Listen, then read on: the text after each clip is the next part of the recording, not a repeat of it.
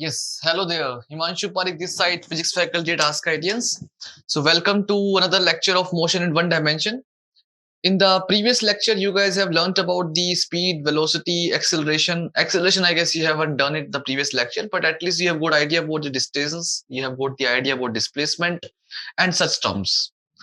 Now in this particular session, I'm going to talk about acceleration and velocities. All right. So first of all, I'm going to say that before you are coming for this lecture, I hope you guys have done the lecture number 2 of basic maths. Lecture number 2 of basic maths was completely based on differentiation and vectors, right? So at least that differentiation part we will need. All right. So if you don't know how to do differentiation of functions, I would say that you should stop here and you should go for the lecture number 2 first, which we have available. You watch that lecture and then you come back here. So basically, this particular session, we are going to cover these many topics: instantaneous velocity, instantaneous acceleration, and average acceleration.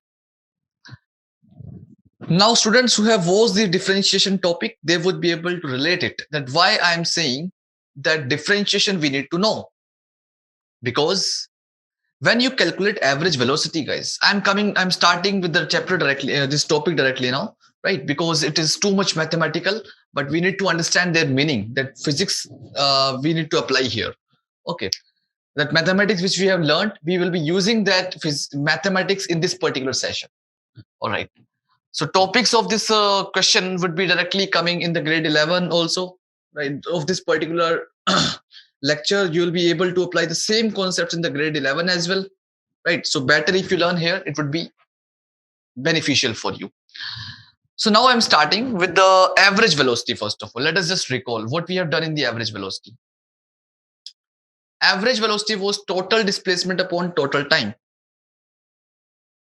Total time you have taken. Delta means the large change, right? I have used these terminologies in the previous chapter. Delta means the large change. So total displacement. Displacement means change in position. Delta x over delta t. So delta x is a displacement, the change in position. Delta t is the time taken to change the position. And when you take the ratio, that's what we call the average velocity. Similarly, if somebody wants to define average acceleration, all right, so we will be doing it the same way. Delta of what? Velocity divided by delta of time. We will do it later on, but you should have some little bit idea about it. Now, instantaneous velocity. So what is instantaneous velocity? Velocity at a particular instant. At a particular instant. If you're driving a bike and if somebody asks you that at what speed you are driving, then you would definitely give the answer that I'm driving at 30 kilometers per hour. So how do you give this answer? Because you look at the speedometer of the car or speedometer of the bike, and then you give the answer. So the maths which we have learned, or the way we have been doing the average velocity questions, can we apply that here? Let us try to use it.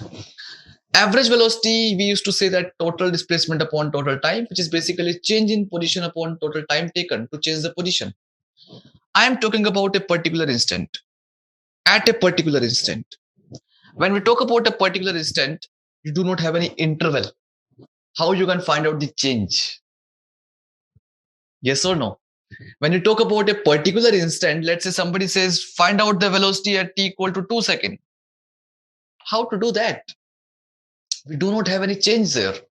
So if we don't have any change there, how to find out the velocity at a particular instant? Because we know to calculate average velocities for the large intervals, right? Suppose 10 seconds of interval displacement is change in position is 50 meters, like that. We were doing it in the last class.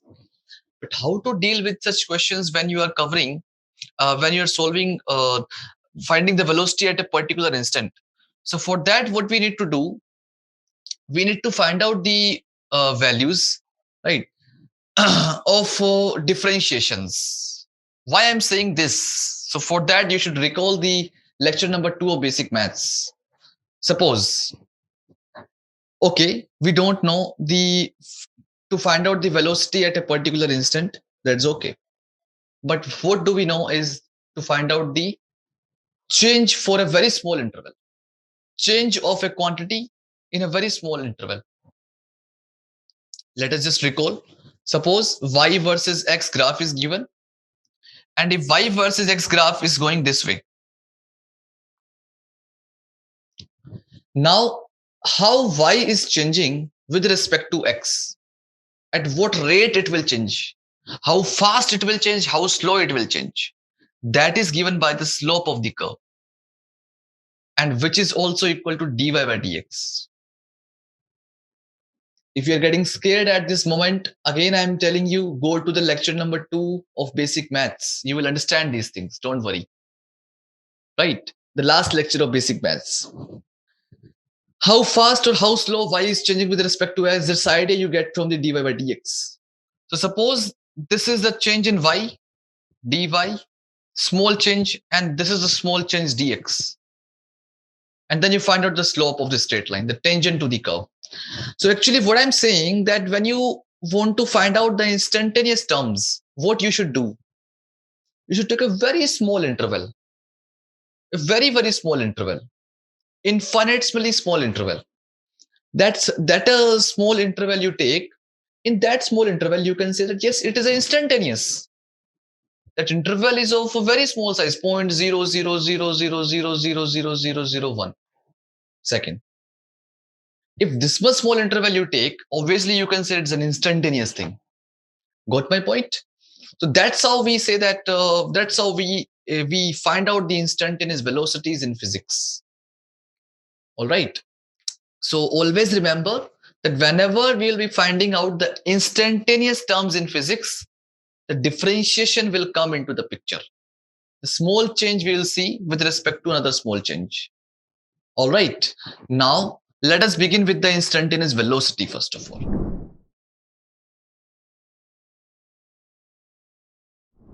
So how do we say the instantaneous velocity? Velocity at a particular instant. So right now you can see that this is a speedometer of a motorbike.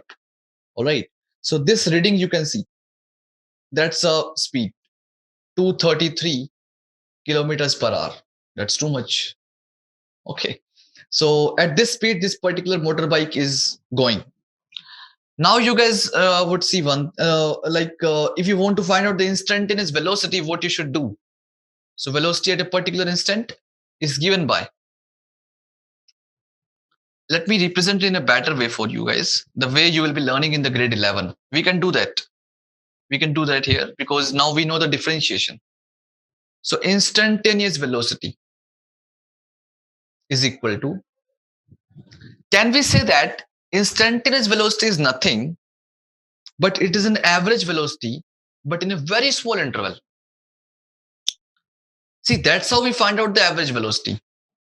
But right now we are talking about when delta t becomes very, very, very, very, very, very small.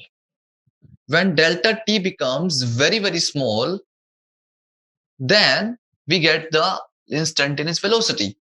And this can be said now, if it is very, very small, dx by dt. Because delta is used for the large change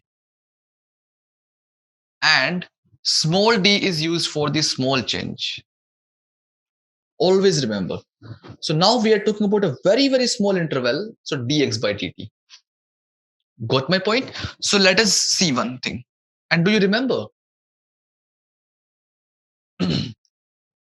Dx by dt, what it will give you? Slope of the curve. Dy by dx gives slope of the y versus x curve. Dy by dx gives the slope of y versus x curve. So dx by dt will give the slope of x versus t curve. It's a similar thing. See, dy by dx will give you slope of y versus x graph. So dx by dt will give you what? Slope of position versus time graph.